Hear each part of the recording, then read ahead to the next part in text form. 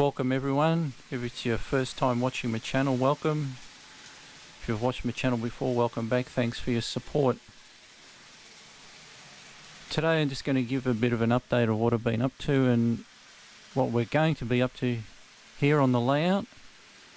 Now I'll basically start with some new locos that I've put, well, used / new locos that I've purchased, and some rolling stock. So I'll just bring this one around. It's the HST class 43 in the blue and grey livery, Intercity 125. Just run that past the camera slowly. Like most of you would have seen this. Now, I was pretty keen on getting one of these. I've always wanted one of these, so in the future I hope to add a few more coaches to it, which would be nice. So the next one I got was the purchased new, is a class 37 in the regional railways livery. Quite a nice looking unit. It's my first class 37 I've owned. So this loco I purchased used off eBay here in Australia, class 25, and this is the Farish manufactured in China model with a split chassis. This one I also purchased off eBay. It's a class 47. It's actually a Grand Farish made in Britain. Don't know whether you can see it under there. So this one's a bit different to the split chassis ones made in China, and apparently, and I'm no expert on this, but you have to use a digi hat. It's a little sleeve to isolate the motor brush to modify these. And I've seen a video online which I'll follow, so I've ordered the digi hat for this and we'll see how we go. Like, it runs perfectly fine in DC, but yeah, I want to convert it to DCC for my layout. So that'll be an interesting little project. So in terms of work on modules, one thing I did here was, as you can see, is I've integrated some Pico Streamline code 80 track, because the Kato track I use apparently is code 80. So I wanted to have the trains go from the inner to outer loops so they can go between the 3 loops on my layout. Now, as I've talked about before, using the Kato number 4 points was not an option in previous videos because they just don't work very well.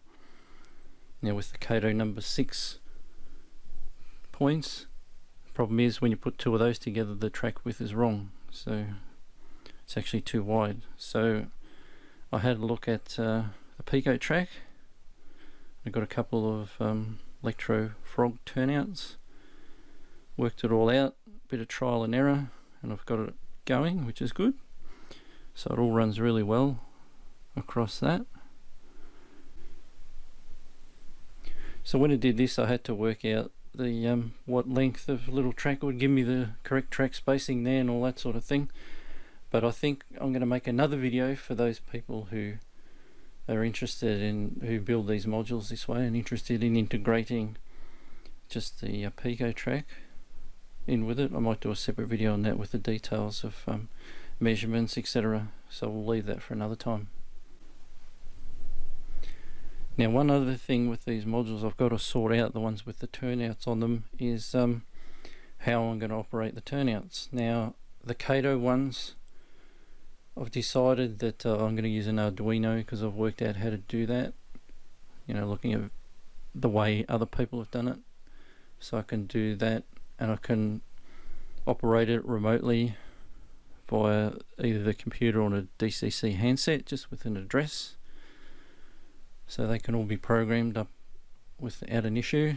I also did a bit of research on what type of motors, etc. I can use for these. Now, what I think I'm going to go for, which will integrate with my Arduino with the other ones, is to use servos. There's quite a few videos on YouTube on how to do that, so that looks like that might be the ticket there, because I've got a sort of hybrid mix of the two. So, and doing it that way, they'll all be operated from a DCC address.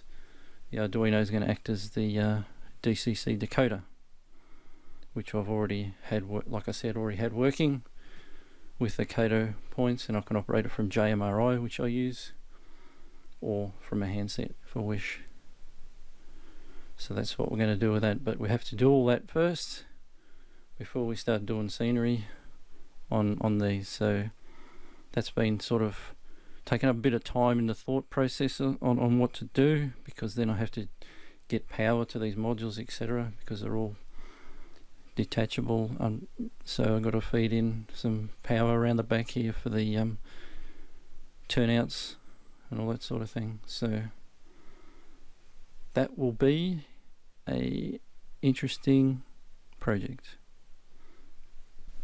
Okay, now another module I started to do, because the castle module was feeling a bit lonely here on its own, is a hill with an abandoned church on it. Now this is sort of still in its early stages. I still got to add a lot more detail and make that road up the hill. But what I did notice when I put this together just now is the road finishes sort of in the middle of nowhere, so I've got to fix that. So I might have to drag it across to here, which is unfortunate, but anyway, that's the way it goes. So with this one I wanted to put some 12mm static grass up around the church and that, but I found that the static applicator I've got won't do it. It just comes out and falls over, so I've ordered a new one that'll do it. So we're waiting for that to arrive, and then we'll be able to keep going with that. But a lot more sort of painting and detailing to do on this. So those turnouts there on the inner loops will allow the trains to go between the inner loops, but I want also for them to cross over to the outer loop. So over here I have the first two single modules. They'll get replaced by a double module, which will be this one, and this will have turnouts to cross over between the outer and inner track.